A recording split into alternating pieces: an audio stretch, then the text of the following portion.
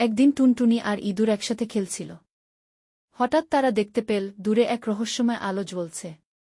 টুনটুনি, ইঁদুর ভাই, দেখো ওখানে একটা আলো জ্বলছে। চলো দেখি ওখানে কি আছে। ইঁদুর, আরে না, আমি ভীষণ অলস। অত দূর যেতে আমার ভালো লাগছে না। টুনটুনি, আহা চলো না, আমরা যদি সেখানে কিছু মজার কিছু পাই। ইঁদুর, একটু চিন্তা করে, যদি সেখানে খাবার থাকে তবে যাই, চল। তারা দুজনে যাত্রা শুরু করল। মাঝপথে তাদের সাথে দেখা হলো কাকুবাবুর। কাকুবাবু, আরে টুনটুনি, ইঁদুর, তোমরা কোথায় যাচ্ছ? টুনটুনি, কাকুবাবু, আমরা ওই রহস্যময় আলো দেখতে যাচ্ছি।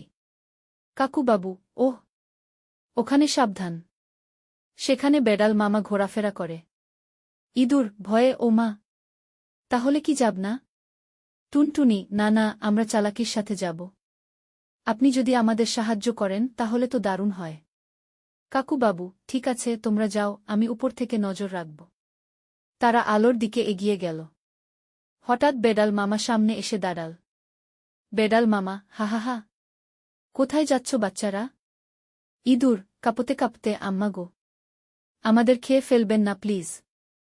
টুনটুনি, সাহস করে, বেড়াল মামা, আপনি কি আমাদের খেলতে দিচ্ছেন না? বেড়াল মামা, খেলা? না না, তোমাদের আমি আমার রাতের খাবার বানাব।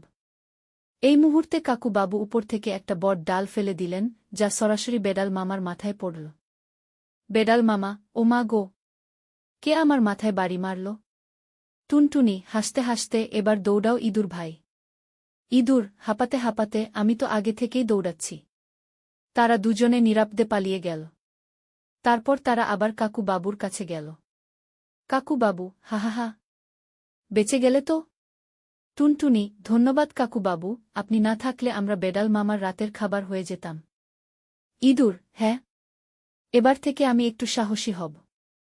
টুনটুনি, হাসতে হাসতে, চল এবার বাড়ি যাই। এইভাবে টুনটুনি আর ইঁদুর একসাথে দারুণ এক অভিযান করল, এবং তারা শিখল সাহস আর বুদ্ধি দিয়ে সব বিপদ মোকাবিলা করা যায়।